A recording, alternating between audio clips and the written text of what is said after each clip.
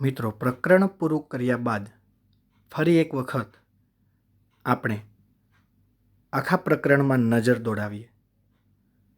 ભારતમાં બ્રિટિશ સત્તાનો ઉદય, આ આપણા પ્રકરણનું નામ હતું. શરૂઆતમાં મેં કીધેલું કે ભારતમાં પ્રાચીન સમયથી ભારત એક સમૃદ્ધ દેશ હતો. તેની સમૃદ્ધિથી આકર્ષાઈ વિશ્વના ઘણા બધા દેશોની પ્રજા ભારતમાં વેપાર કરવા માટે આવી અને ભારતમાં જ સ્થાયી થઈ ગઈ. અને કેટલીક પ્રજા પોતાના દેશોમાં ફરી પાછી ચાલી ગઈ. પરંતુ ભારતમાં સ્થાયી થયેલી અમુક પ્રજાઓમાંની એક પ્રજા એટલે કે બ્રિટિશ, કે જેમણે ભારત ઉપર સૌથી વધુ સમય સુધી પોતાનું શાસન ચલાવ્યું અને તેના શાસનમાં ભારત ઉપર કેવી કેવી અસરો થઈ તેના વિશે આપણે આખા પ્રકરણમાં અભ્યાસ કર્યો. ફરી એક વખત પ્રકરણની શરૂઆત મિત્રો પ્રસ્તાવનાથી થાય અને પ્રસ્તાવનામાં હતું કે ભારત પ્રાચીન સમયથી વિશ્વના દેશોમાં ગૌરવભર્યું સ્થાન ભોગવતો હતો. ભારતના મરી મસાલા, તેજાના, મલમલ, રેશમી કાપડ અને ગળી વગેરે જેવા કાચા માલની યુરોપના દેશોમાં ખૂબ જ માંગ રહેતી. ભારત અને યુરોપ વચ્ચે વ્યાપાર જળમાર્ગે અને જમીન માર્ગે થતો, પરંતુ આ બંને માર્ગના કેન્દ્ર સ્થાને તુર્કસ્તાનમાં આવેલું ઇસ્તંબુલ હતું. ઇસ્તંબુલને કોન્સ્ટેન્ટિનોપલ તરીકે પણ ઓળખી શકાય. પરંતુ તુર્કસ્તાનમાં રહેતા તુર્ક મુસ્લિમોએ આ કોન્સ્ટેન્ટિનોપલ જીતી લીધું અને હવે ભારત અને યુરોપ વચ્ચેનો જળમાર્ગ બંધ થઈ ગયો. પરંતુ યુરોપવાસીઓને ભારતના મરી મસાલા વગર ચાલે તેમ ન હતું. પરિણામે ભારત આવવાનો નવો જળમાર્ગ શોધવાની જરૂરિયાત ઊભી થઈ અને આગળનો પ્રશ્ન હતો કે ભારત આવવાના જળમાર્ગની શોધ. ભારત આવવા યુરોપના અનેક રાજાઓએ પોતાની પ્રેરણા, પ્રોત્સાહન અને આર્થિક મદદ કરી. પરંતુ તેમાંના કેટલાક સાહસવીરોએ આ જળમાર્ગ શોધવાની સાહસ યાત્રા શરૂ કરેલી. એમાંનો પહેલો સાહસવીર હતો બાર્થોલોમ્યુ ડાયેજે. આ Bartholomew Dias Cape of Good Hope ભૂશીરની શોધ કરેલી, જે આપણે આ ચિત્રમાં જોઈ શકીએ છીએ. Bartholomew Dias Cape of Good Hope ભૂશીર શોધી. ત્યારબાદ બીજો સાહસવીર હતો કોલંબસ. તેમણે હાલમાં જે વેસ્ટ ઇન્ડિઝ ટાપુ છે, આ વેસ્ટ ઇન્ડિઝ ટાપુને શોધી કાઢ્યો અને ત્યાંથી એ આગળ વધે છે. આગળ જતાની સાથે જ તેમનું મૃત્યુ થાય છે. પરંતુ મૃત્યુ પહેલાં તે એક નવી જ જગ્યા શોધી કાઢે છે. ક્રિસ્ટોફર કોલંબસને એમ હતું કે ભારત મળી ગયું છે, પરંતુ આ નવી જગ્યા છે એ કંઈક બીજી જ હતી.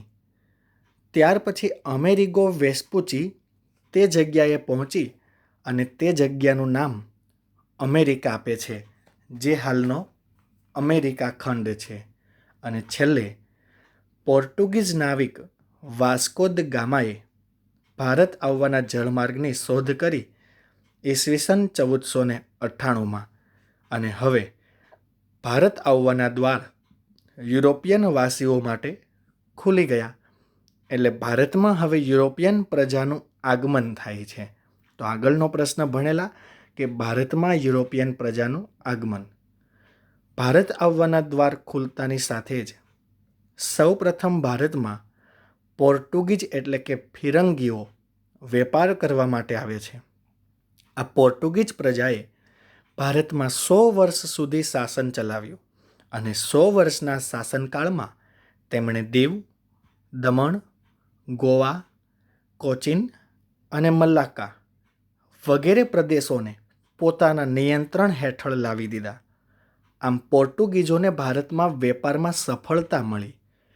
આ સફળતાને જોઈ હોલેન્ડની ડચ પ્રજા, કે જે વલંદાઓના નામે પણ ઓળખાય છે, હોલેન્ડની ડચ પ્રજા, જે આપણે ચિત્રમાં પણ જોઈ શકીએ છીએ અને ડેનમાર્કની ડેનિશ પ્રજા ભારતમાં વેપાર કરવા માટે આવી. આમ એક પછી એક ભારતમાં વેપાર કરવા આવતી પ્રજામાં ઇંગ્લેન્ડના લોકો પણ આવ્યા. ઇંગ્લેન્ડના વેપારીઓએ ભારતમાં ઈસ્ટ ઇન્ડિયા કંપનીની સ્થાપના કરી અને આ ઈસ્ટ ઇન્ડિયા કંપનીએ અનેક જગ્યાએ પોતાના સંસ્થાનો સ્થાપી અને વેપાર કરવાનું શરૂ કર્યું. સમય જતાં ઈસવીસન 1668માં ભારતમાં ફ્રેન્ચ ઈસ્ટ ઇન્ડિયા કંપનીનું આગમન થયું. હવે ભારતમાં બે મોટી સત્તાઓ આમને સામને વેપાર કરે છે. એક છે બ્રિટિશ ઈસ્ટ ઇન્ડિયા અને બીજી છે ફ્રેન્ચ ઈસ્ટ ઇન્ડિયા. ભારતમાં આવેલી આ તમામ પ્રજાઓ, ફરી એકવાર પોર્ટુગીઝો, ડચ પ્રજા, ડેનિશ પ્રજા, ઇંગ્લેન્ડના વેપારીઓ એટલે કે બ્રિટિશ પ્રજા અને ફ્રેન્ચો, આ તમામ લોકો વચ્ચે સંસ્થાનો સ્થાપવા માટે સંઘર્ષો થયા, જેમાં સત્તા અને સંઘર્ષના અંતે કેટલીક પ્રજાએ પોતાના પ્રદેશો ગુમાવ્યા, જ્યારે ડચ પ્રજા તો ભારતમાંથી કાયમને માટે વિદાય પામી. આપણે આ મુદ્દામાં આવો અભ્યાસ કરેલો. ત્યાર પછીનો મુદ્દો હતો મિત્રો પ્લાસીનું યુદ્ધ. જે ચિત્રમાં જોઈ શકીએ છીએ કે પ્લાસીના યુદ્ધની શરૂઆત ઈસવીસન 1757માં થઈ હતી. કેવી રીતે થયેલું એ પણ આપણને ખ્યાલ છે કે બંગાળમાં સિરાજ ઉદ દૌલાનું શાસન હતું અને તેનો સેનાપતિ હતો મીર જાફર. જ્યારે નવાબની પરવાનગી લીધા વિના કંપની એ વેપારી કોઠીની ફરતે કિલ્લેબંધી કરે છે, તો નવાબ આ કિલ્લેબંધી તોડી પાડે છે. પરિણામે કંપની એ નવાબ સામે યુદ્ધ જાહેર કરે છે અને નવાબનું સૈન્ય એટલું શક્તિશાળી હતું, એ સમયે કંપનીનું સૈન્ય વધારે શક્તિશાળી ગણાતું, છતાં કંપનીનો સેનાપતિ હતો રોબર્ટ ક્લાઇવ. તેને નવાબ સામે જીતવાનું અશક્ય લાગ્યું. પરિણામે તેને દગાખોરીનો માર્ગ અપનાવવાનું વિચાર્યું અને નવાબના સેનાપતિ મીર જાફરને બંગાળનો નવાબ બનાવવાની લાલચ આપી.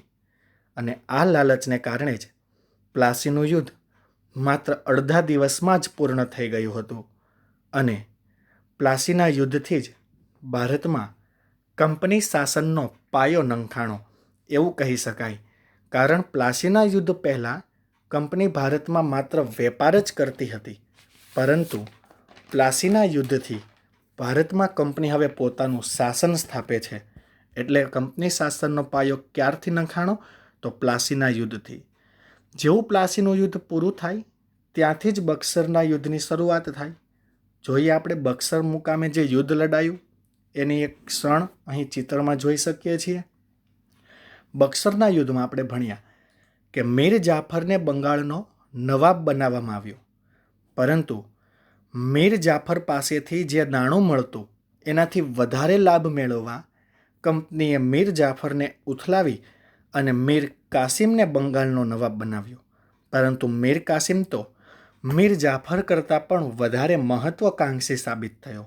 કંપનીને તેની પાસેથી કોઈ લાભો મળ્યા નહીં. એટલે મીર કાસિમને કાઢી અને ફરી એક વખત મીર જાફરને બંગાળનો નવાબ બનાવ્યો, જેથી મીર કાસિમ એ અવધના નવાબના શરણે ગયો. તે સમયે અવધમાં મુગલ બાદશાહ શાહ આલમ શાહ આવ્યો હતો. આમ ત્રણેયની સંયુક્ત સેના અને કંપની સામે બક્સર મુકામે યુદ્ધ લડાય છે અને આ યુદ્ધમાં કંપનીનો વિજય થાય છે.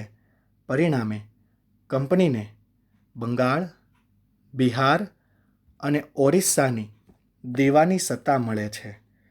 આગળનો પ્રશ્ન હતો ભારતમાં કંપની શાસનનો વિકાસ.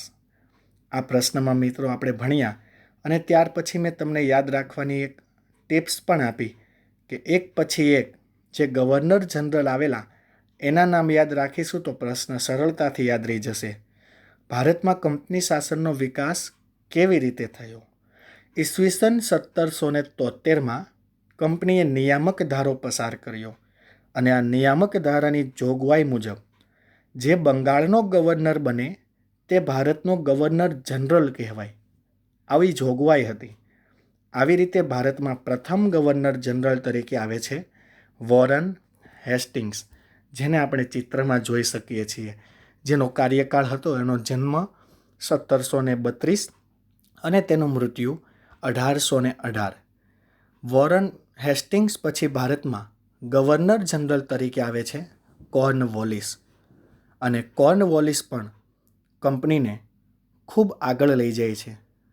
કોર્નવોલિસ પછી ભારતમાં ગવર્નર જનરલ તરીકે આવે છે સર જ્હોન સોર. સર જ્હોન સોરે તટસ્થતાની નીતિ અપનાવેલી, અને આ તટસ્થતાની નીતિને કારણે કંપની માટે ખૂબ જ મોટું જોખમ આવેલું.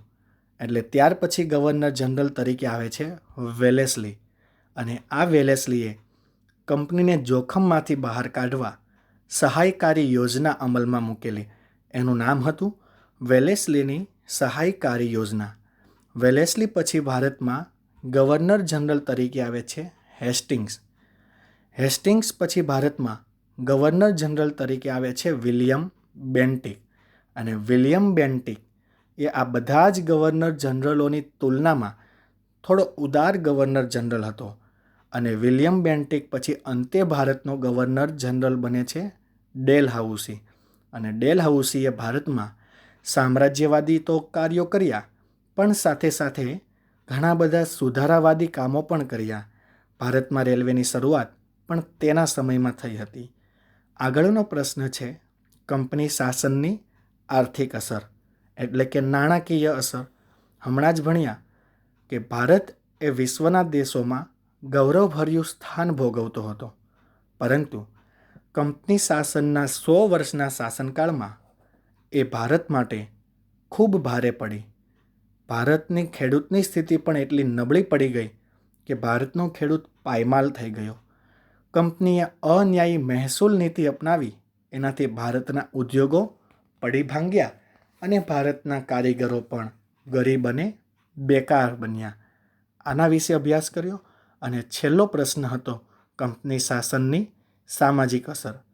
ભારતમાં ચાલતા કુરિવાજો કંપની શાસનના સમયમાં દૂર થયા.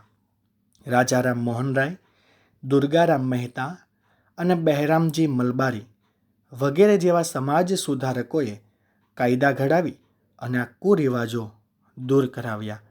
એટલું જ નહીં, કંપની શાસનના સમયગાળામાં ભારતમાં અંગ્રેજી શિક્ષણની શરૂઆત થઈ, અને અંગ્રેજી શિક્ષણ આપતી યુનિવર્સિટી